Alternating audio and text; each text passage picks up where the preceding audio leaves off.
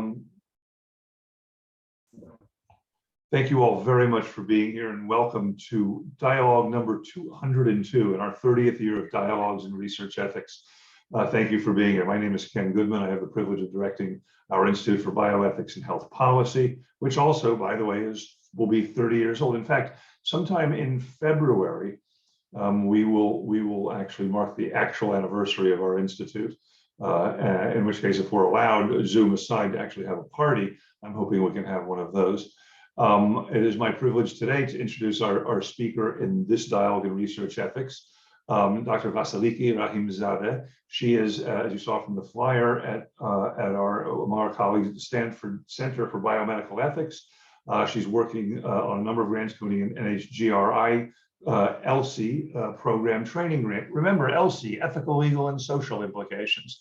It's among the ways that we in the United States responded, well, some time ago after the sequencing of the genome, to decide we're going to make sure we attend as well to the science as to the ethical, social, and legal implications.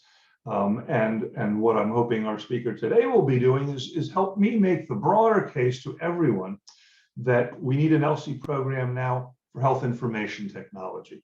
If more lives, so I've argued, have and will be touched by computers than by genetics and genomics, at least for the foreseeable future. And then once you're ahead, you're always going to be ahead, because it's always going to be digital in one way or another. Her topic today, as you saw, blockchain-enabled data sharing, new frontier for science, capturing one of the greatest challenges we face on an ongoing basis, namely the collection, sharing, release, analysis of patient data.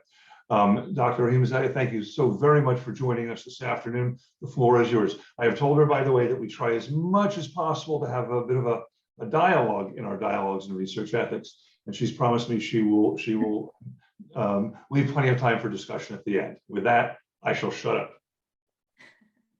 Agreed. Thank you. Thank you so much for the really warm welcome. I'm going to put us up here. All right, excellent. So thank you again for really inviting me to this exciting forum. It's my first time here, so I have big shoes, particularly 201 shoes to fill before me as I hope to lead everybody in a discussion in this dialogue today. And I'm hoping to engage some of your technology futuring side a bit this morning in discussing some of the cross-pollination that's happening really between the world of financial technology or fintech and health data exchange systems that we use to deliver high quality care, to assess the quality and performance of our hospitals, and really advance clinical research. And so in the really brief time we have together, I'll hope to provide just an overview of some of the longstanding challenges to health data sharing and discuss some novel applications of blockchain technology, and in particular NFTs, or non-fungible tokens, when applied to sharing patient data. I hope to propose some provocative questions to get this dialogue really going, and discuss with you all just some of the really fundamental and I think longstanding ethical challenges and issues about the way we construe data ownership, in particular in the health data space. And again, hoping to dialogue with you all following my remarks. So there'll be about 30 minutes or so. Please feel free to jump in with any clarifying questions and or questions that my remarks pose. So really, first a case. As a postdoc fellow at the Stanford Center for Biomedical Ethics, I'm a consultant as part of the center's benchside research ethics console service, and the details I'm presenting here are loosely based on a case we received recently, and I think it's a good place to start for our discussion. So the case is about a dermatological practice group that's interested in using patient-generated images to train a new machine learning algorithm. And this is to better detect lesions for biopsy. The team procures most of their imaging data in the clinic, and it's used for patient care. The team then mines the EHR for images and de-identifies them according to the safe harbor principles outlined in the HIPAA privacy rule for use in their various AI-based research projects kind of thereafter. No consent is obtained explicitly for secondary use of these de-identified images for research and are used to train the algorithm. So just really starting off the dialogue with a bang, I'll put this question to the audience. What, in your view, are potentially some of the ethical issues that the case raises for you?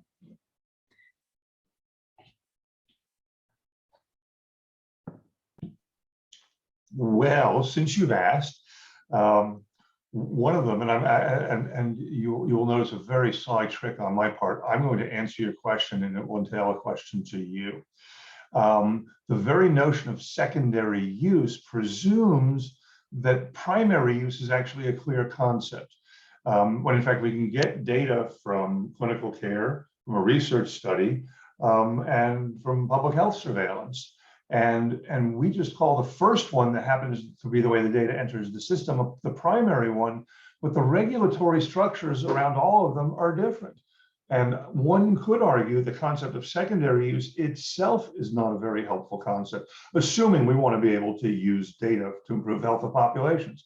And so therefore, why would anyone not want that? So my question back to you is, and don't need to answer it now, but what I hope to discuss is the very idea of secondary use is a misnomer. Excellent. Any others? Well, I was going to ask then, so was there something that said before they took their photo, they did sign some kind of a consent that this photo was going to be stored in the electronic health record, and it must have said something about what the purposes would have been, if it just says this is for your clinical care, and would it be shared, does it say would be shared with other health providers to also help in your care or something like that? I just wonder what the primary lingo would have been. So the primary purpose was for clinical care. So it was both a clinical as well as a clinical practice, as well as a group of researchers affiliated with this clinical practice. So primary use was patient-generated images, usually procured either in clinic or now increasingly in the pandemic via telemedicine. So primary purpose, clinical care. And there was no fine print, because I'm just imagining reading lots of these things that says, to help in your care, and also for research purposes and educational purposes, something like that. Especially this is at an academic center. A lot of times we have these very broad, language in there that people just quickly tick the box or sign, without really reading the whole long paragraph of verbiage. Mm-hmm. So this is really excellent, and it's almost as if I planted you all in the audience to talk about secondary use and consent, for uses beyond the primary, which would have been in this case clinical care. So now consider this potential case. And it goes somewhat like this. A dermatological practice group is interested in using patient-generated images to train a new machine learning algorithm, again, to better detect lesions for biopsy. The team procures imaging data through a medical and scientific non-fungible token marketplace. And the team mines this NFT marketplace for anonymized images stored on the blockchain to use in their various AI-based research projects. And participants consent and enable access to the use of their NFTs for research via smart contracts and are subsequently rewarded through the ecosystem in native tokens. So this is, a rather extreme departure from the original case, and this is the future I'm hoping us to really consider here, and not to fret people who are unfamiliar with NFTs. We'll get to some of the technical lingo and the ethical implications as we go. But what I'm hoping to convey to you and dialogue with you in the course of this hour that we have is to show you that I envision really two primary disruptions this case would pose to the current market for secondary use of data where its primary purpose was for clinical care, as well as some of the regulatory structures that currently govern this market and the current system of benefit sharing for patients within this market. And so just really a brief background. We know that sensitive health data are usually considered highly identifiable, and I work in the genomics and precision medicine space. And so we, are hesitant to call genomics data as an exceptional case, but rather the public survey research and opinion polls really demonstrate how different publics construe their genetic data separate from other types of health data that might be found in an electronic health record. And for data like genomic data, which is an easy use case to say, I really like this way that Eric Perez-Plis at Duke Center for Research and Translation once put it, that there's this sense of de-identification privacy placebo, in the sense that we have a rather imperfect system in which de-identified data can be considered. So if there are your typical 18 identifiers removed and or determined de-identified via an expert determination method. And so once data either in an electronic health record or generated from research has been de-identified, it's essentially this unfettered way access, sharing, and market for that data. So what we're really seeing, and what this article in The Verge is demonstrating, that hospitals are really sitting on these troves of medical data, de-identified medical data, which it then is able to be studied, bought, and sold really thereafter. And so, aside from this market economy for health data, there are some real challenges to, within hospital systems and research centers for sharing it. So one group of those challenges really has to do with some of the technical limitations. So in the genomics world, it's about developing secure computing platforms where one can really co-locate data access, analysis, and sharing, and what we call the data commons. So an environment, a digital environment in which data access is granted to authorized users and individuals. The analysis happens again within the same environment, and sharing of those analyses and conclusions happen in the same environment. As I'm sure is no surprise to anybody on this call, there's an enormous lack of interoperable standards for sharing really across clinical and research environments, and something that's being worked on as we speak among the HL7 FHIR developers, and has massive legislative push and will to develop these standards under the 21st Century Cures Act. Let me interrupt just very briefly. Please. So one of the nice things about this dialogue is that after 30 years, I can never predict who's going to attend.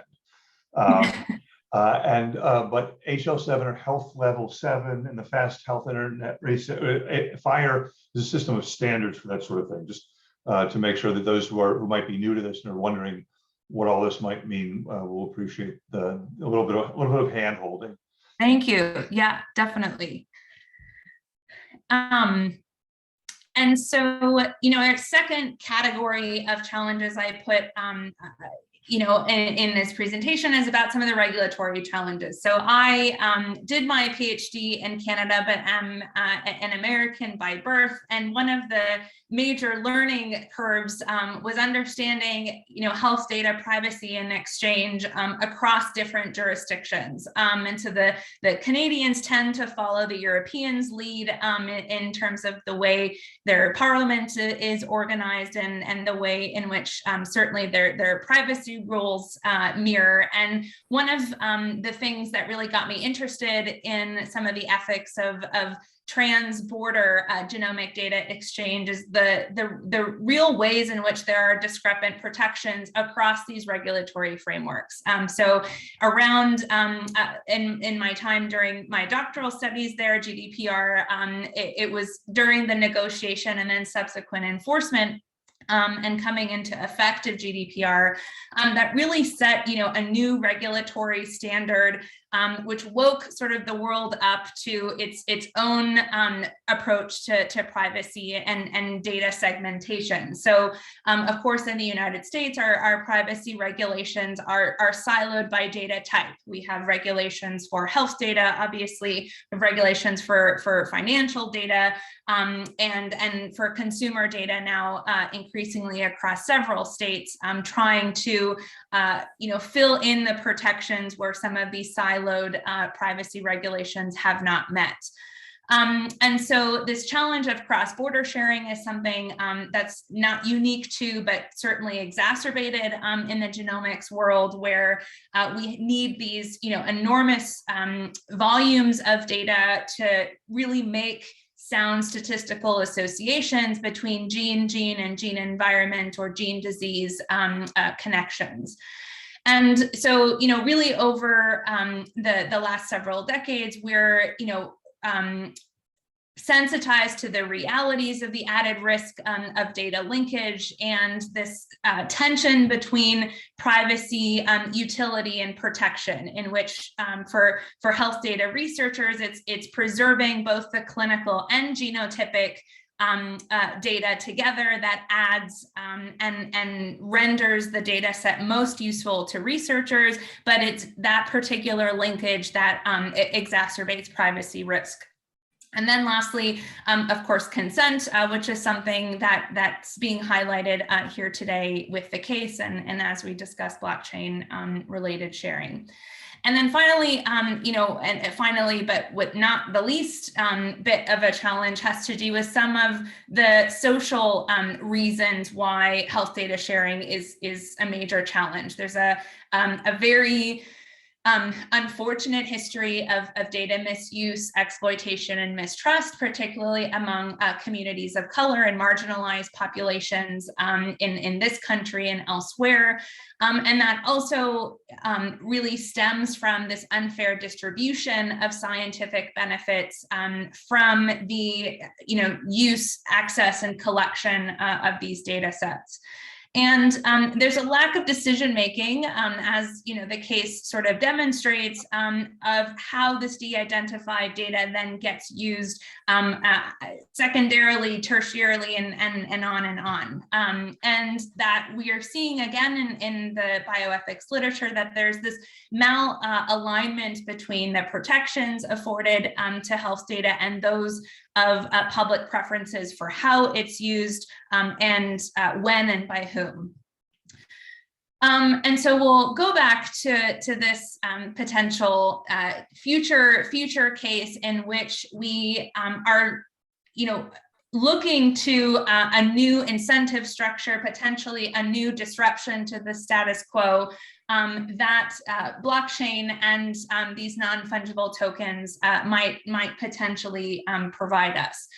And so we'll spend some time discussing some of the technical attributes of an NFT, and then this is where I want to open it up to the floor in the minutes we have left to really discuss some of the data ownership and other ethical issues. And so An NFT, a non-fungible token, is essentially a digital asset that represents a real world object. And you might have heard about the major disruptions to the art world and the video and music world, where this digital assets are bought and sold online frequently with cryptocurrencies and other crypto tokens.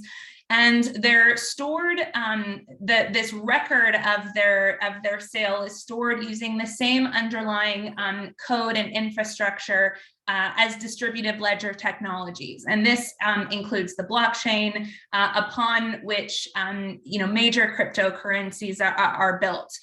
And so effectively an NFT acts to give the owner permission to own this portion of a digital representation of a tangible asset. And so, one of the really curious things about this is, one would wonder, what's really the benefit of paying so handsomely for a digital asset, something you could easily maybe screenshot or download. And I have just a collection of some of the more famous NFTs on this board.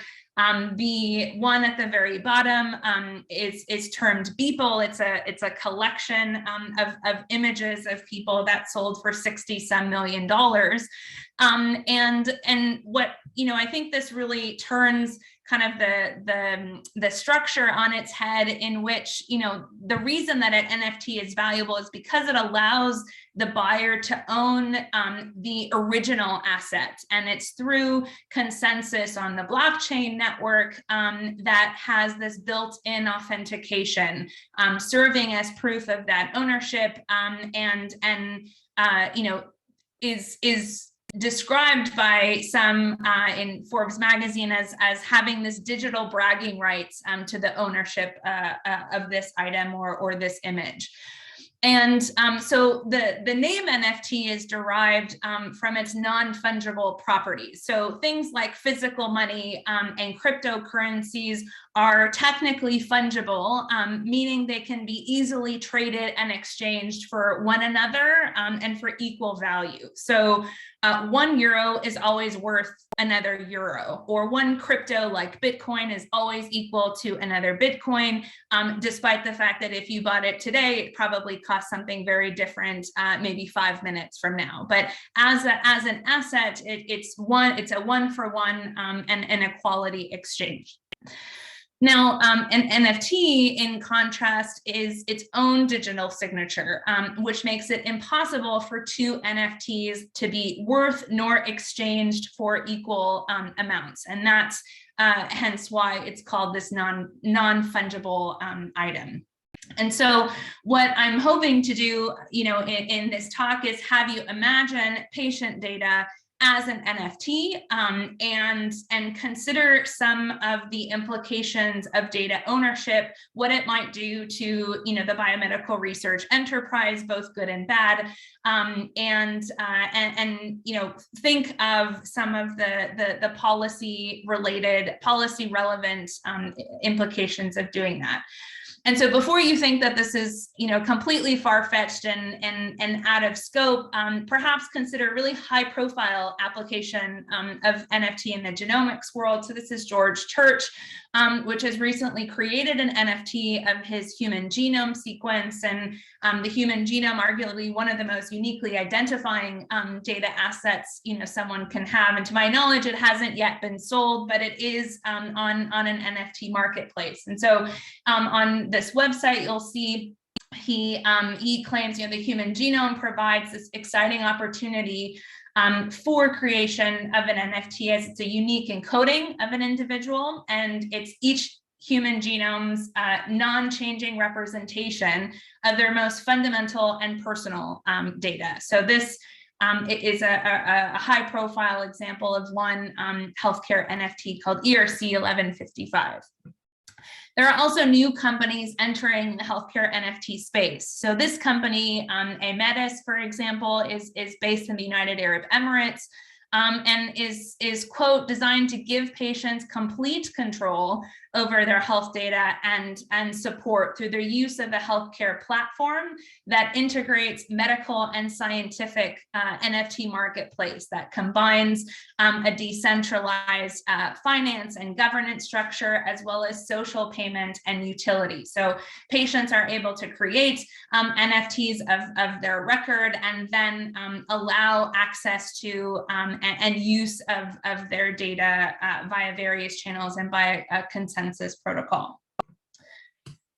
So really, aside from the disruptions to the market for de-identified data, I think this application of NITs might pose. The healthcare NIT would also dramatically require an alteration of the current regulatory landscape. So as I mentioned earlier, health data are currently protected under the HIPAA privacy rule and common rule in this country.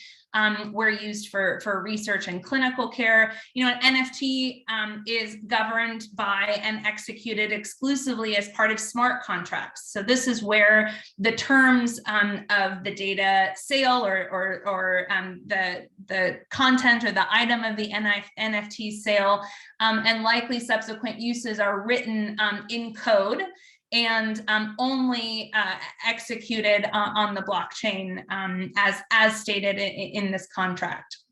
And so secondly, something that I've been increasingly interested in since my doctoral studies days was in sort of the integrity of blockchain as an improved data protection mechanism. So there's incredible potential for auditability of the blockchain as what they call this immutable record. So something that can neither be tampered with nor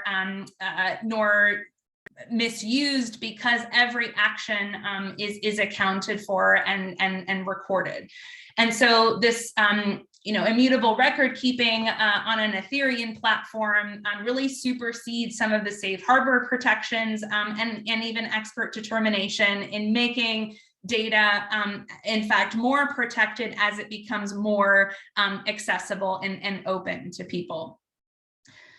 And so, in this slide, it's a very busy one, but just kind of giving a snapshot of where, what the status quo for a de-identified health market is at the moment, how, a blockchain-enabled capacity might disrupt that market, and then, potentially some points to consider. So, at first, in terms of interoperability, at present, it's really segmented by data type, by vendor, and by environment, and in contrast, a blockchain-enabled environment would put all of this data on a distributed ledger, and it would be accessible to all those who participate in that ledger. So we, speak again, and I'm sure it's not a surprise to anybody on the call about some of the interoperability challenges of EHR vendors. Epic doesn't talk, across other vendors and vice versa. And this distributed ledger is open and accessible to all those who participate. So one might consider things about the intensiveness of the infrastructure to set up a ledger like that, and connectivity across all participating, let's say, hospitals or healthcare clinics. And so another aspect has to do with access. So at present we allow access to de-identified data by authorized users. So these are covered entities, their business associates, and researchers with appropriate institutional affiliations, and that access is really defined by the law. Whereas access with an NFT is authorized by the NFT owner. It's authorized by people. Their interest in allowing people to access their NFT is entirely dependent and decided by them. And this something to consider here is whether we want to encourage a commodification of patient data in the way that an NFT allows, and the potential for cost prohibitiveness of access to research data if this were to become more mainstream. So ownership, I think, is always a really tricky question, because I don't believe there's the regulations nor the environment for health data exchange allows for an ownership of your data per se, but would firmly allow people to make ownership claims should their record or any type of patient data be made into an NFT. So this challenges notions of data as a public good, and potentially opens the door for inequitable valuation of different patient data. So let's say you are somebody with a rare, genetic disease. Your genome might be worth much more to a genetic researcher or to science than mine might be if I didn't have the same condition. I think issues of accountability are something to consider as well. So we hold institutions, centralized, oversight bodies like ethics review boards and data access committees responsible for protecting this data. Whereas, on a blockchain, this is a responsibility that's distributed collectively and distributed to everyone participating on this ledger. And so something I put here, not necessarily in jest, but something that really matters, which is this tyranny of the majority. So the ledger is as secure as its participants, and so one can imagine a ledger being populated by bad actors potentially, and I think this is sort of a departure from the way data is shared now. And then, again, last but certainly not least, about equity, I think it's not provocative to say that our health data market as it currently is inequitable to those who don't access the healthcare system in the same ways as other patient groups. And I'm not sure necessarily, and be curious to hear others' thoughts, how that might change in a blockchain-enabled world.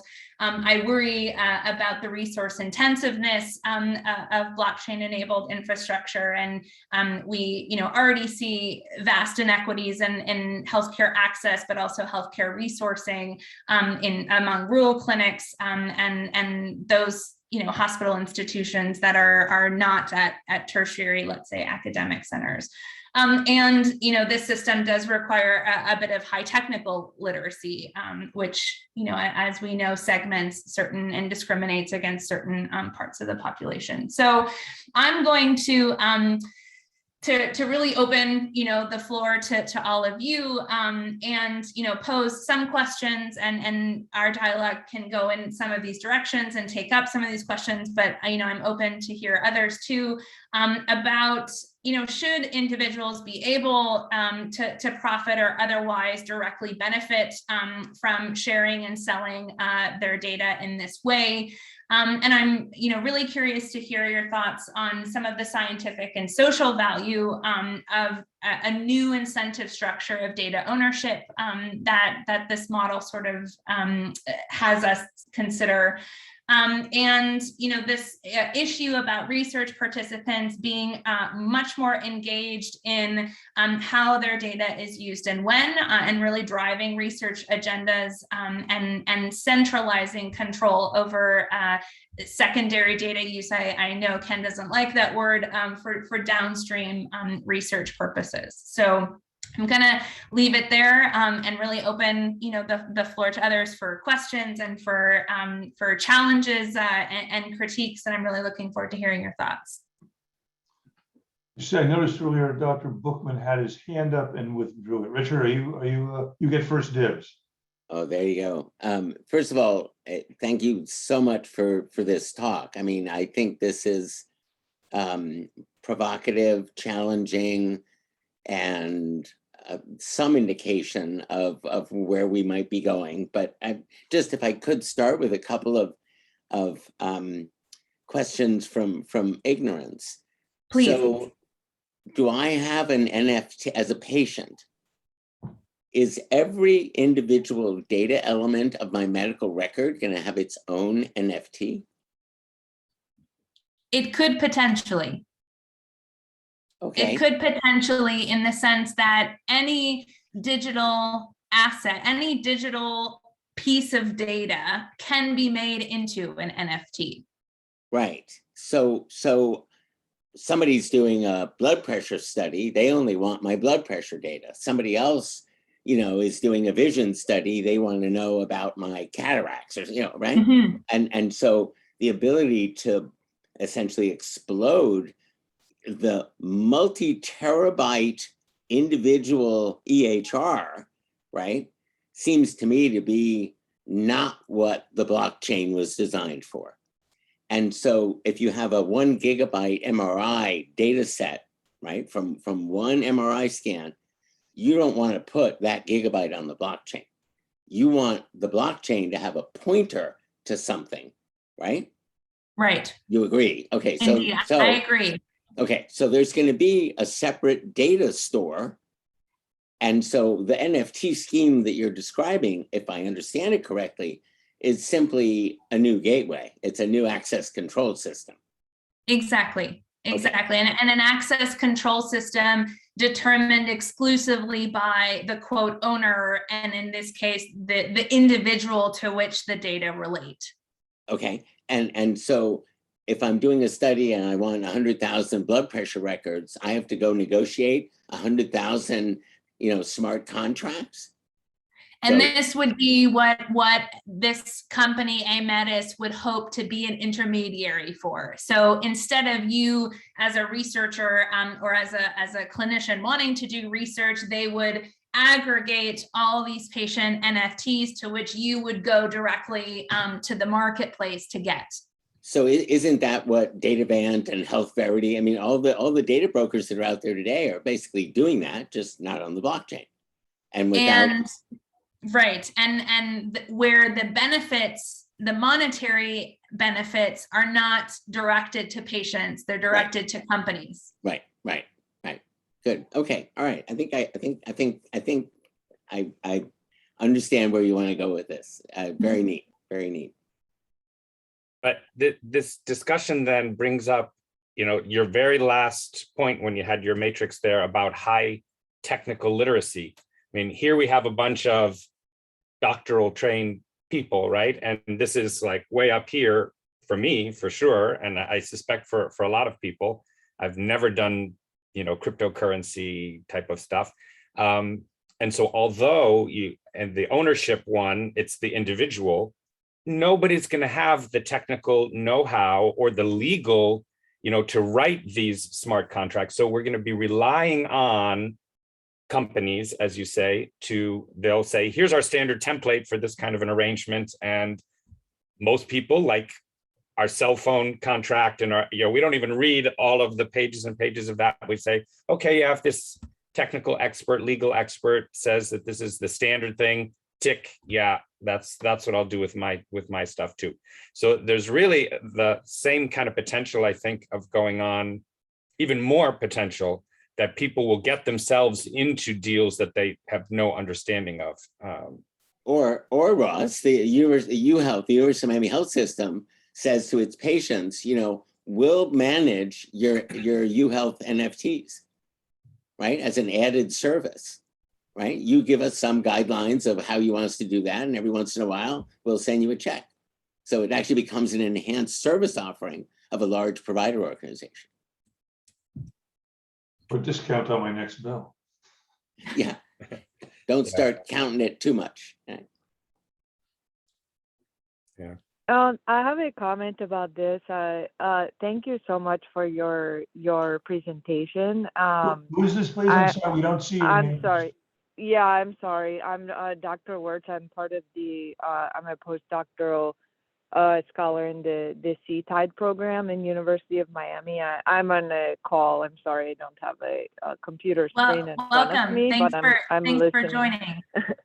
Yeah, thank you so much. This is so interesting to me because it's really for blockchain. I think it is like it's revolutionary, and I believe that it is the future in terms of how things will tend to be managed, like in terms of part of the digital infrastructure of things. And eventually will be kind of the dominant thing occurring. And so I'm hearing comments about a lot of it sounds like there's still concern about the hierarchical nature of things and data and personal use issues. And is it like too advanced in certain areas? And I think that the underlying principle of this is excellent.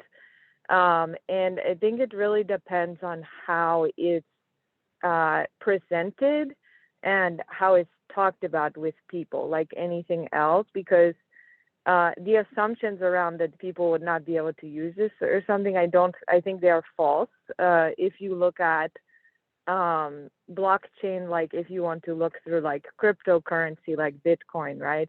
Oftentimes you will see like the Bitcoin ATMs are positioned in, they're in low income neighborhoods a lot of the times and internationally. And people find out how to use these things because it provides more equity in many ways because one, and this is just an example of a blockchain technology, right? It eliminates the need for a bank. And a lot of people don't have access to banking. And so there is people all over the world, right, my family included, who don't have higher education and they're using blockchain technology already. Some are, they're escaping or they're trying to go around the oppressive financial institutions in their own country, and they're like, oh, I can use this personally on an app on a phone that I have, right? Oh. And so because this is decentralized, I think that putting the control into the user's hands and to the person who has the data, right? Or I should say your own data. I think that it's an excellent idea, and let me therefore ask you just one, because our time is limited. Was there Sure. Interesting observation? Did you have a question? No, I want to say that I think that this is an excellent idea, and I'm really, really on board with the blockchain.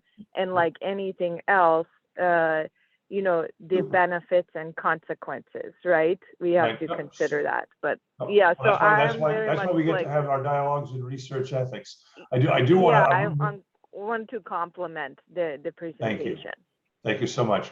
There is a question that is actually related, that's in chat, that's related to what we've dealt with otherwise, namely, it has to do with what you could argue is the problem of using the concept of ownership at all. But if you've got my NFT, what happens when I die?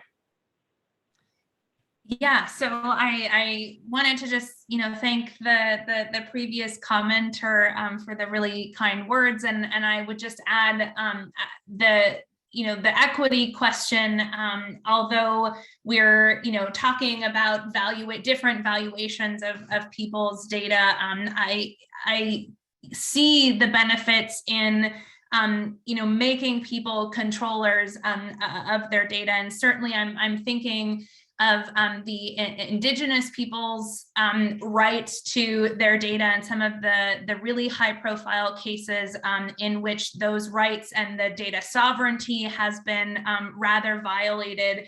And what, and protecting that data sovereignty via NFTs or smart contracts would do to ensure that downstream data uses, are subjected to their, community consent processes. And so I see in the example of Fred Ross, Gila sells another great example of something like that.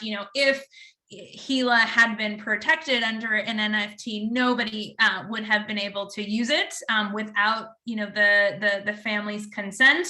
Now, it's sort of difficult to imagine a world in which Gila cells were not part of that research process, given the immense, contributions that it's made. And yet, you know, that whole history of Henrietta Lacks is so punctuated by inequities and racism and exploitation. So I'll come back to the question about death. And so this is an ongoing dispute with the regulators about considering cryptocurrencies and crypto assets as property versus securities. This is an ongoing debate which hasn't landed anywhere yet, but which, you know, certainly the whole community is waiting with bated breath to hear for taxation purposes, but also how these assets are treated under the regulations. And so at present, it is considered property, and any increases in capital gains one has with a crypto asset, you pay capital gains taxes on. And so in terms of NFT beyond death, it would be be considered an asset via any other that would be included in a will or a trust or something of that nature because of its treatment as property under the regulations. Just dawns on me, there's a wonderful opportunity for lawyers who do trusts and estates to figure out how to put bio NFTs in my will. There's a question in chat also. Do you see zero knowledge proof protocols being used protecting patient information from de-anonymization? Yeah. So I always find it so, compelling how we attempt to use, terms that we've become accustomed to using, anonymization, de-identification, to try to describe a data protection via the blockchain. And I think what's compelling about that is it's sort of, it's applying, Apple's logic to orange theory. And I think what is difficult to wrap, even my own mind around is how paradigmatically the blockchain is asking us to shift our concept of protection and ownership and use. And I say that because the larger a group of accessors is, the larger and increased number of people who have access to a data set is actually what renders that data set more protective. There are more eyes on this more eyes on this data set and data asset. There are more opportunities to catch very quickly any misuse. It's entirely recorded. Every single interaction on the blockchain can be seen by everybody, and so it's really transitioning somebody's mind to thinking that our current system renders privacy as exclusive, whereas the blockchain and distributed ledger technologies really turns that on its head. Privacy is open and auditable and accessible to everybody, and that's really the shift in the way that this technology is forcing us to think about privacy.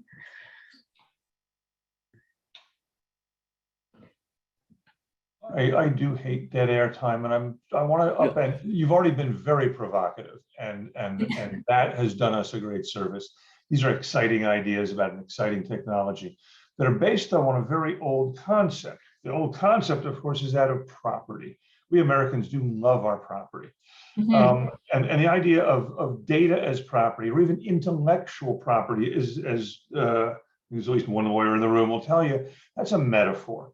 If you go to law school, they'll describe property rights as like a bundle of sticks. So if I own my bicycle, I can sell it to you, or you can steal it. And when you steal my bicycle, I don't have it anymore. The interesting thing about ideas and the content of them, or my health information, is 1 million people could have access to it, but I wouldn't thereby lose it, if you know what I mean. So what would you say to someone who says the issue here might not be owning any of this, but more nimble, apt, or appropriate control over it? In other words, not property, but control. Could that also decommodifies it in a way that might have consequences that could be interesting? Yeah, I appreciate bundling, this idea about control and ownership together. And I think it's difficult to actually disentangle both of those with this application, because ownership allows one, NFT ownership allows one to dictate, where the data, where that asset ends up, who can access it, and for what purposes. So perhaps more so than any other application or property we can imagine, it marries the property ownership and control so tightly. And that's what is, I think, most controversial about this, is that, at present, nobody owns de-identified health data, and the control is in the hands of institutions and covered entities and their business associates. And it's that kind of locus of control to at the expense of patient benefit that makes, I think, this bundled control and ownership idea that an NFT espouses so attractive to patients or patient groups that are really keen to have a direct say in where data go. This is I'm gonna dig up a paper to send you. This is how we do it, right? Someone says something interesting and provocative, and we start sending electrons back and forth at each other. Dr. Sternberg, you have a question, a hand up. Actually, just to follow up on the last answer, I think that it might be better not to reject the idea of property, but to recognize, to refine it, at least the legal version of it, and recognize that one of those bundles of sticks that you talk about is the right to exclude others from your property. Mm-hmm. And that applies right now to ordinary pieces of land, or you can choose who can borrow your book. And so that seems to be not a major extension that would be required. It's simply a matter of making it more explicit. I'll end there. Thanks. Yeah, excellent. I think certainly some of the state-based privacy regulations are also moving in that area, under the, not necessarily the right to exclude, but the right to erasure, which would, be entirely possible where it's somewhat impossible at the moment to, remove data, withdraw data that, withdraw consent for data uses. And I think it relates to your really excellent point about excluding users and also excluding data, which you can aptly change your mind about over the life course. Super. So I'm going to ask Ross to ask the last question. By the way, he's a colleague in the Department of Medicine. As I look on the screen, so just so you have a sense of it, academic appointments for the people I can see at a glance: pharmacology, surgery, philosophy, pathology, cell biology, and in our human subjects office. This is tremendous. That's kind of that. So, as I said at the beginning, every once in a while on our planet and our institution, something goes right. Dr. Scalise, you have the last question. Well, I guess I'm still thinking about my own predilections, and so in theory, this is all great, right? It gives so much control back to the patient, back to the individual. But I'm thinking about my financial investments, and although I could, do every trade myself and be a day trader and all of that, most people don't have the will, the time, the interest to do it. So yeah, I just put my mutual funds and I let somebody else who's probably, more knowledgeable, and that's their full-time job.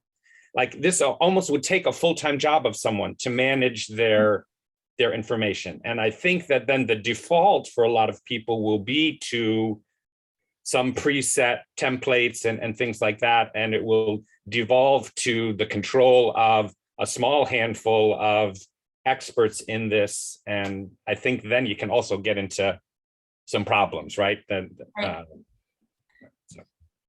Well, and I appreciate it. So this is where actually this is not my day job. My day job is actually the applied ethics of really good ideas and really good things in theory that would promote, more equitable policy decisions and more responsible sharing.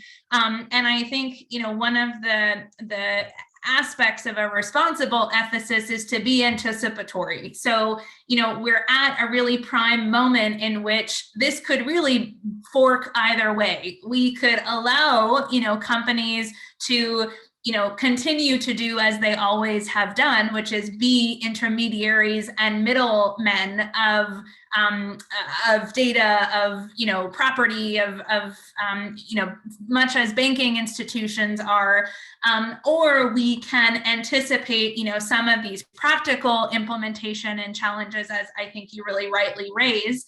And preserve, all of the benefits that this idea would allow in theory. And so, I think, I really appreciate everyone kind of expanding, their imagination a little bit in identifying some of those anticipatory, both practical, and ethical concerns. And I think this is so new at the moment that it really could go many different ways. And I think it's dialogues like these that help us chart, maybe a more responsible path forward. Oh, there's not going to be any way to improve on that as a final word. Anticipatory ethics, I like that. Or sometimes we call it, in another context, preventive ethics. Preventive ethics. Dr. Rahimzadeh, thank you so very much for joining us this afternoon. Thank you to all of you for participating. The next one is coming up probably early next year. It'll be 203. Yeah, if you're filling shoes, by the way, it's 202 times 2, assuming there are 2 shoes. In any case, thank you again very much for being here, for leading a really nice and robust discussion, and to all of you for participating. Thank you very much. On behalf of the Institute for Bioethics, thank you. Have a great weekend. Many thanks. Take care, everyone. Be well.